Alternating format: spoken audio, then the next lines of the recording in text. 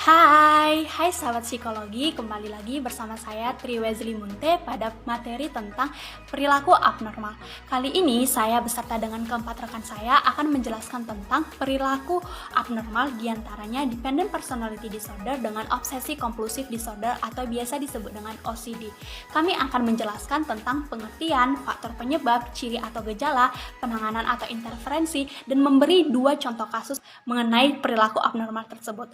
Oleh karena itu, stay tune ya guys. Baik, saya akan menjelaskan tentang gangguan kepribadian dependen. Nah, gangguan kepribadian dependen adalah kondisi ketika seseorang memiliki kecemasan berlebihan yang cenderung tidak beralasan, dan kemudian dapat membuat dirinya merasa tidak dapat melakukan berbagai hal dengan sendirian. Orang dengan kepribadian ini akan selalu merasa ingin diperhatikan dan merasa sangat cemas jika ditinggalkan atau dipisahkan dari seseorang yang ia anggap penting dalam hidupnya. Orang yang mengidap gangguan ini biasanya terlihat pasif dan tidak percaya diri akan kemampuan dirinya sendiri. Hal itu kemudian berdampak pada kemampuan hidup mereka, terutama dalam bersosialisasi dan bekerja. Orang yang memiliki gangguan ini juga rentan mengalami depresi, fobia, dan penyimpangan perilaku, misalnya seperti penyalahgunaan obat-obatan terlarang. Nah, penyebab dari gangguan ini belum dapat dipastikan. Kondisi ini biasanya berkembang pada awal hingga pertengahan usia dewasa. Khususnya setelah menjalin hubungan asmara, baik pria maupun wanita memiliki kemungkinan yang sama untuk mengembangkan kondisi ini.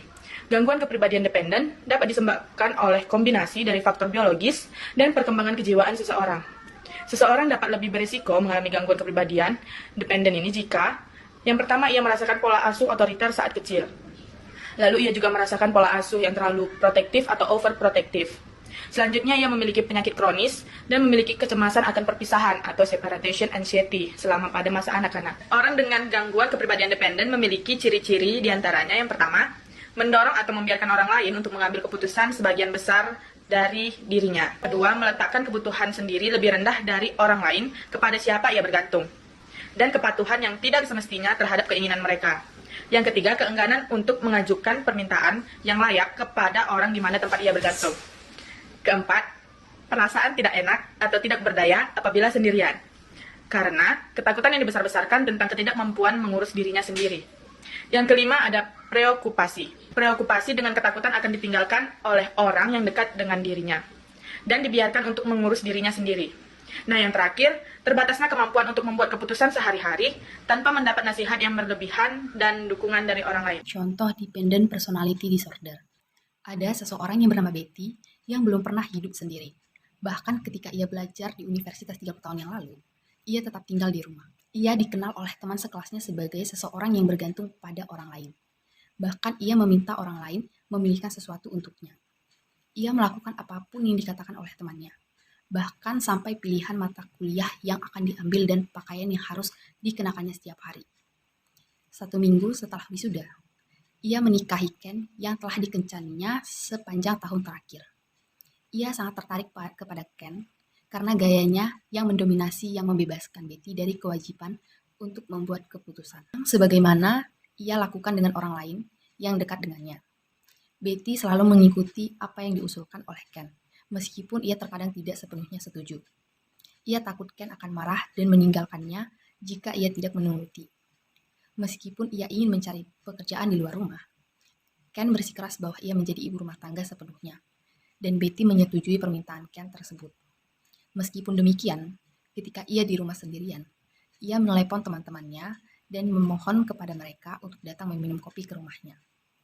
Kritikan sekecil apapun dari Ken, teman-temannya, atau orang lain dapat membuatnya merasa tertekan dan kesal sepanjang hari.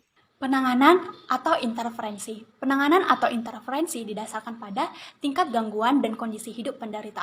Oleh karena itu, hal yang perlu dilakukan seperti pertama, melakukan psikoterapi.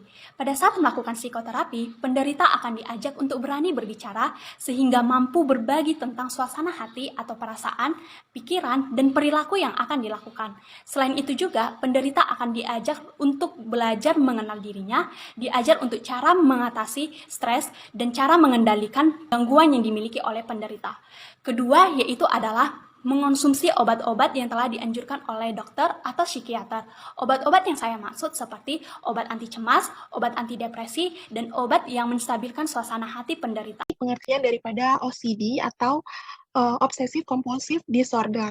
Nah, OCD sendiri merupakan salah satu gangguan perilaku yang mana menyebabkan penderita atau orang yang mengalami gangguan tersebut itu memiliki obsesi yang berulang-ulang, dapat berupa pikiran, ide, ataupun sensasi atau juga perilaku gitu, yang mana bisa berkembang menjadi dorongan yang muncul secara terus-menerus sehingga dapat menimbulkan kecemasan bagi mereka yang menderitanya gitu. Nah, OCD sendiri biasanya melibatkan obsesif dan juga kompulsif.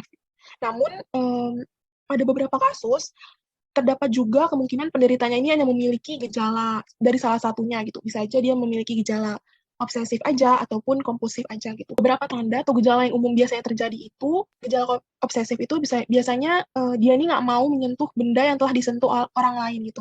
Karena pikiran obsesifnya itu seperti dia takut terkontaminasi kuman ataupun virus ataupun kotoran gitu dari benda-benda yang disentuh oleh orang lain gitu. Nah, contoh tanda dan gejala kompulsif sendiri bagi penderita OCD itu antara lain mereka ini sering sekali mencuci tangan secara berlebihan sampai bisa menyebabkan kulit telapak tangan ini menjadi lecet gitu. Mereka juga biasanya itu membersihkan peralatan rumah tangga itu secara berlebihan ataupun memeriksa pintu-pintu itu berulang kali gitu untuk memastikan bahwasannya pintu-pintunya itu terkunci gitu. Nah, faktor penyebab dari seseorang yang mengalami OCD sendiri itu ada beberapa faktor. Yang pertamanya itu ada faktor genetik ataupun dari gen dari orang tuanya, bisa aja salah seorangnya, bisa aja dari gen ayahnya ataupun dari gen ibunya gitu. Nggak menutup kemungkinan untuk anaknya juga memiliki gangguan perilaku yang sama, OCD. Yang kedua, dari faktor lingkungan, bisa berupa trauma yang mereka alami di masa lampau ataupun kekerasan psikis atau fisik yang mereka pernah alami gitu. Yang terakhir ada faktor biologis. Nah, faktor biologis sendiri terjadi karena adanya perubahan alami pada otak gitu seperti serotonin ataupun fungsi otak yang lainnya gitu. Nah, seseorang dengan gangguan OCD sendiri ini memiliki serotonin yang kurang cukup gitu sehingga mereka ini cenderung mengulangi perilaku yang sama itu berulang kali. Nah, di dalam buku PPDGJ dan juga di SM5 sendiri, gangguan obsesif kompulsif sendiri itu menjadi beberapa macam gitu ya. Yang pertama itu ada predominan pikiran obsesif dan pengulangan, kemudian ada predominan tindakan kompulsif, obsessional ritual gitu seperti tadi mencuci tangan ataupun memeriksa pintu-pintu atau membetulkan meja dan kursi yang dilihatnya itu miring gitu. Dan juga ada campuran pikiran dan tindakan obsesif. Adapun karakteristik dari gangguan OCD antara lain yaitu yang pertama, orang dengan gangguan OCD ini cenderung memiliki keteraturan yang berlebihan. Yang kedua itu terlalu perfeksionisme, yang ketiga kaku, yang keempat kesulitan dalam mengungkapkan perasaan, dan yang kelima itu ketelitian dalam kebiasaan kerja. Nah, sekarang kita masuk dalam contoh kasus. Jadi di contoh kasus kali ini, saya mengambil salah satu tokoh perempuan. Samping ini, saya beri nama Siska. Jadi, Siska ini merupakan salah seorang siswa SMP yang mana mengidap obsessive compulsive disorder. Jadi, Siska ini selalu mencuci tangannya secara terus-menerus dan berulang-ulang. Hal ini dilakukan Siska karena ia sangat takut dengan kotor. Siska juga merasa bahwa objek yang ada di sekitarnya itu mengancam kesehatannya. Di sisi lain, Siska juga sangat perfeksionis dalam menyusun barang-barang yang ia punya seperti dari ukuran yang besar, sedang, dan yang kecil, dan warna-warna yang sama hingga warna yang tidak memiliki teman. Di sisi lain, Siska juga setiap kali mengunci pintu saat hendak tidur, namun ketika ia terlelap, ia kembali terbangun untuk memastikan bahwa pintu yang ia kunci sudah benar-benar terkunci. Bentuk penanganan ataupun intervensinya itu dapat berupa terapi perilaku kognitif yang memiliki tujuan untuk membantu individu ini mengubah cara mereka berpikir, merasa, berperilaku gitu. Nah, jenis terapi ini sendiri mengacu pada dua bentuk perawatan gitu. Yang pertama ada exposure and response prevention atau ERP. Pada terapi ini seseorang itu dipaparkan secara bertahap pada objek tersebut agar mereka itu terbiasa gitu. Sehingga ERP ini atau perawatan ERP ini membantu kita tuh belajar dalam melawan dorongan untuk melakukan perilaku kompulsif itu setelah diberikan paparan yang membuat kita tuh merasa cemas. Yang kedua ada terapi kognitif. Jenis terapi ini bertujuan untuk menghilangkan perilaku kompulsif gitu. Dalam terapi ini juga kita akan diajari cara-cara yang sehat dan efektif untuk menanggapi pikiran obsesif-obsesif kita. Demikianlah hasil penjelasan materi yang sudah kami jelaskan mengenai dua perilaku abnormal tersebut. Kesimpulan yang dapat kita ambil di sini ialah gangguan kepribadian dependent personality disorder merupakan gambaran orang-orang yang memiliki kebutuhan berlebih untuk diurus oleh orang lain. Gangguan ini membuat mereka menjadi sangat patuh dan bergantung dalam hubungannya dan sangat takut dengan perpisahan. Orang-orang dengan gangguan kepribadian dependent merasa sangat sulit melakukan sesuatu sendirian. Orang yang mempunyai gangguan kepribadian obsesi kompulsif disorder begitu terobsesi dengan kebutuhan akan kesempurnaan, sehingga mereka tidak bisa menyelesaikan pekerjaan secara tepat waktu. Upaya mereka pasti tidak sesuai dengan harapannya, sehingga mereka akan mengulanginya lagi dan lagi. Antusiasme kerja mereka yang besar menjauhkan mereka untuk berpartisipasi atau menikmati aktivitas sosial dan waktu yang senggang. Mereka cenderung perhitungan dengan uang. Selain itu juga, kami memberi saran kepada kita semua agar selalu menjaga kesehatan mental kita seperti satu, mengatakan hal positif pada diri sendiri. Yang kedua, menuliskan hal-hal yang patut disyukuri. Yang ketiga, memfokuskan pada satu hal pada satu waktu. Yang keempat, terbukalah dengan orang lain. Yang kelima, melakukan sesuatu untuk orang lain. Yang keenam, beristirahatlah dengan cukup. Sekian penjelasan materi yang sudah kami sampaikan.